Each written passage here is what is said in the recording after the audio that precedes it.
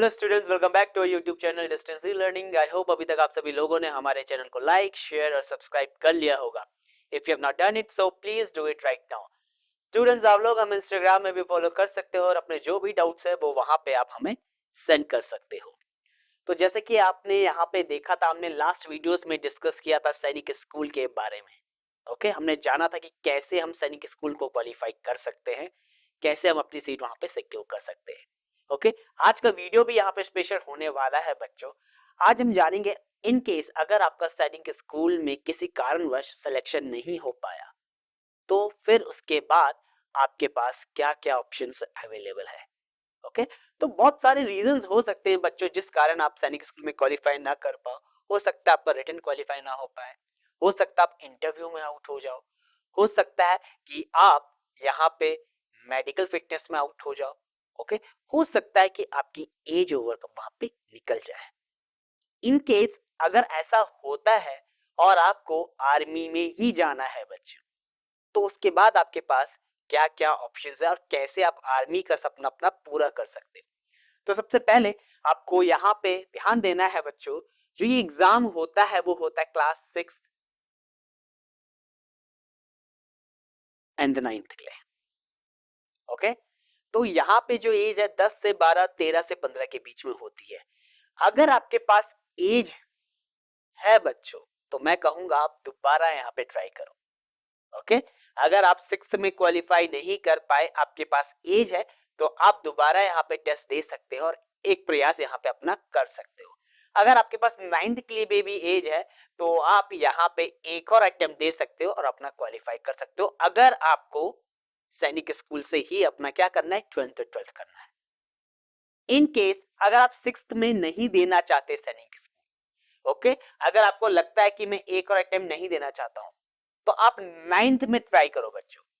Okay, क्योंकि 9th में भी आपको क्या मिलेगा, एंट्रेंस एग्जाम का मौका मिलेगा।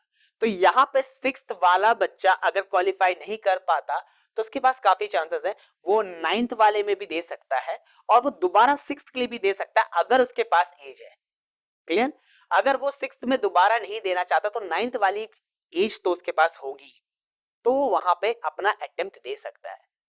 इन केस अगर 9th वाले की बात करते हैं बच्चों, अगर 9th वाला नहीं कर पाया क्वालिफाई या उसकी एज यहाँ पे ओवर हो गई, तो उसके पास अगला ऑप्शन क्या रहता है।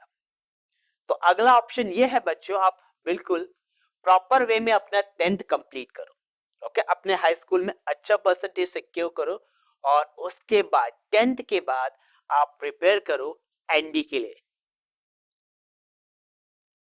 ओके, नेशनल डिफेंस एकेडमी, जहां पे आप ट्रेंड होते हो और यहां से आप लेफ्टिनेंट बन के निकलते हो।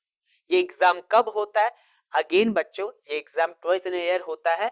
तो एक आपके पास ये एग्जाम होता है 12th अपियरिंग में और दूसरा ये एग्जाम होता है 12th पास होने के बाद। ठीक है, इसकी जो एज होती है वो होती है 16.5 से 19.5 साल। यहाँ पे जो एनडीए के लिए एज है वो है 16.5 टू 19.5 ईयर्स। तो इस एज गैप में अगर आप 12th के बाद पढ़ते हुए 12th अपियरिंग में आते हो, तो आप यहाँ पे एनडीए के लिए क्या कर सकते हो, क्वालिफाई कर सकते हो। तो यहाँ पे आपको 11th and 12th proper way में करना है, क्योंकि यहाँ पे 11th 12th का मैथ्स आपसे पूछा जाएगा। तो आपको मैथमेटिक्स लेना है, थोड़ा सा जनरल अवेयरनेस पूछा जाएगा, करंट अफेयर्स आएंगे आपके पास और इंग्लिश यहाँ पे मेजर हो। तो मैथ्स को आपको इंपॉर्टेंस देनी है 11th 12th में, अगर आप यहाँ पे क्वालिफाई करना चाहते हो। 16.5 टू 19.5 यहाँ पे एज होती है। अब यहाँ पे बच्चों एक और स्पेशल टेस्ट होता है।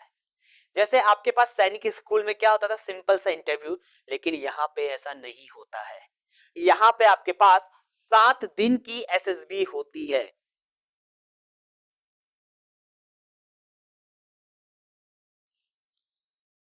7 दिन की एसएसबी। अगर आपने एग्जाम क्वालिफाई कर दिया, तो आपको इंटरव्यू के लिए कॉल नहीं किया जाएगा, आपको कॉल किया जाएगा एसएसबी के लिए।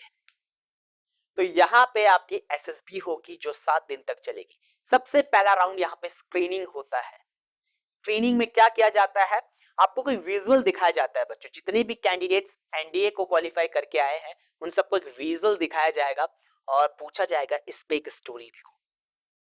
ओके, अब आपको यहाँ पे स्टोरी लिखना है, जो भी आपको दिख रहा है, जो भी सिनेरियो आपको लग रहा है उसके अकॉर्डिंग आपको स्टोरी लिखना है।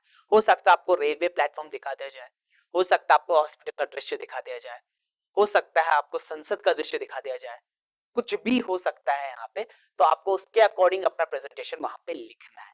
उसके बाद आपका प्रेजेंटेशन चेक होगा और अगर उन्हें लगेगा कि आप नेक्स्ट राउंड के लिए क्वालिफाई कर रहे तो आपको अंदर कर दिया जाएगा, और अगर उन्हें लगता है कि आप यहाँ पे क्वालिफाई नहीं कर पाए तो आपको स्क्रीनिंग आउट कर दिया जाएगा, यानी पहले ही दिन कैंडिडेट बाहर हो जाएगा। अब अगर स्क्रीनिंग इन हो जाता है तो फिर आपको 6 दिन के लिए उनके अंडर रहना पड़ेगा। वहां पे आपको आर्मी ऑफिशियल्स देखते हैं। ओके, वहां पे उनका साइकोलॉजिस्ट भी आपको देखेगा, जितने भी साइकेट्रिस्ट होते हैं सब कुछ आपको वहां पे वो ऑब्जर्व करेंगे, आपकी मेंटल हेल्थ को देखेंगे, आपकी फिजिकल हेल्थ को देखेंगे, आपकी डिसीजन एबिलिटी को देखेंगे।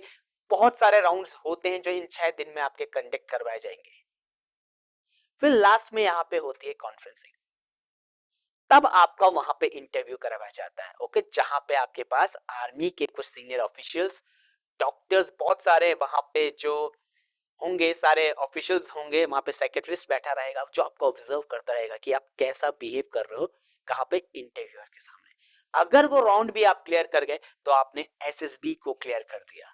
7 दिन आपने क्लियर कर लिए तो आप एसएसबी क्वालिफाई कर चुके हो। अब लास्ट आपके पास होगा मेडिकल फिटनेस, जो कहां से होता है, आर्मी हॉस्पिटल से होता है। उसको पास करने के बाद आप एनडीए कैंडिडेट, मतलब एनडीए को क्वालिफाई करके क्लियर करके अब आप लेफ्टिनेंट बन चुके हो बच्चों। तो इसमें जो डिग्री मिलती है आपको वो इंजीनियर की ही मिलती है। ओके, आपको जो 3 साल पढ़ाई कराई जाएगी बच्चों एनडीए में, तो वो यहाँ पे आपको पढ़ाई कराया जाएगा इंजीनियरिंग का ही, बीटेक। तो डिग्री इंजीनियर की है, कहां से करवाई जाती है, पुणे से 3 साल की आपकी स्टडी की करवाई जाती है यहाँ पे। उसके अकॉर्डिंग 4th ईयर में आपको ट्रेनिंग बेस के लिए भेजा जाता है। अगर आप आर्मी चूज कर रहे हो, ओके, मैं नेवी और एयरफोर्स की बात नहीं करूंगा, अगर आप आर्मी चूज कर रहे हो तो आपकी ट्रेनिंग करवाई जाती है आईएमए देहरादून से। 4th ईयर में आप यहाँ आते हो और ट्रेंड होते हो। बाकी 3 साल की पढ़ाई आपकी पुणे से चलती है और उसके बाद आप लेफ्टिनेंट बनकर यहां से पास आउट होते हो बच्चों, जो कि यूजुअली मार्च, पासिंग आउट परेड जो होता है इनका दिसंबर में होता है। तो आप यहाँ पे एनडीए को अपना फोकस गोल रख सकते हो। इन केस बच्चों अगर आप एनडीए के पहले अटेम्प्ट पे नहीं क्वालिफाई कर पाए तो आपके पास और भी अटेम्प्ट है। ओके, आपको निराश नहीं होना चाहिए, आप वहां पे जाइए। ओके, क्योंकि आपके पास सैनिक स्कूल का भी एक्सपीरियंस है, आपने सैनिक स्कूल का एग्जाम दिया है, आपने वहां पे इंटरव्यू को फेस किया है, तो वो आपको हेल्प करेगा। अगर आप एनडीए में भी पहले अटेम्प्ट में आउट हो जाते हो तो कोई प्रॉब्लम नहीं है, कॉन्फ्रेंस आउट हो जाते हो कोई प्रॉब्लम नहीं है, आपने एक्सपीरियंस वहां से गेन कर लिया है। दूसरे अटेम्प्ट में ट्राई कीजिए, क्या पता वहां पे आप इन हो जाए। ओके, तो निराश नहीं होना, अपना ड्रीम नहीं छोड़ना ऑफिसर बनने का। इन केस अगर यहाँ पे भी आपकी एज निकल जाती है तो अगला ऑप्शन आपके पास आता है बच्चों सीडीएस। ये आप देते हो बच्चों ग्रेजुएशन के बाद। ओके, इसकी जो एज क्राइटेरिया है वो आपके आई थिंक 25 टू 26 इयर्स तक यहाँ पे आप इसका पेपर दे सकते हो सीडीएस का। अगर आपको और भी इंटरेस्ट है आर्मी में तो एक और यहाँ पे ऑप्शन आता है आपके पास एसएसबी का, डायरेक्ट एसएसबी का, जो होता है टेक्निकल ग्रेजुएट्स के लिए यानी बीटेक वालों के लिए। तो इसमें भी एज आपका 27 साल तक होता है और ये साल में 2 बार होती है। तो यहाँ पे आपके पास डायरेक्ट एसएसबी 7 दिन की वो होती है। तो यहाँ पे आपको स्टार्टिंग में कॉन्फ्रेंस वही जो आपके साथ एनडीए की एसएसबी में होता है वो ऐसा ही से यहाँ पे पूरा सिनेरियो होता है। ओके, अगला ऑप्शन आपके पास कैट भी है, ये पर्टिकुलर एयरफोर्स के लिए होता है बच्चों। Okay, air force common aptitude test, यहाँ से आप एयरफोर्स ऑफिसर्स बन के निकलोगे। तो ये सारी चीजें आप अपने ध्यान में रख सकते हो अगर आपको आर्मी ऑफिसर या एयरफोर्स ऑफिसर बनना है या किसी भी डिफेंस फील्ड में जाना है। इन सारी चीजों का आप ध्यान रख सकते हो किसके बाद, ग्रेजुएशन के बाद।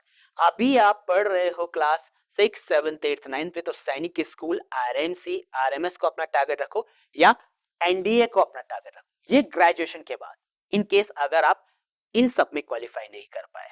सो आई होप आपको आज का ये वीडियो क्लियर हो गया होगा कि आपके पास क्या क्या ऑप्शंस अवेलेबल है अगर आप सैनिक स्कूल में क्वालिफाई नहीं कर पाए बच्चों। ओके, तो आई होप आपको ये कंसेप्ट पूरा समझ में आ गया होगा। इन केस अगर आपको कोई भी डाउट है बच्चों, तो आप यहाँ पे टाइप कर सकते हो, और ऐसी वीडियोस के लिए हमारे चैनल को लाइक, शेयर और सब्सक्राइब कीजिए। Goodbye and take care.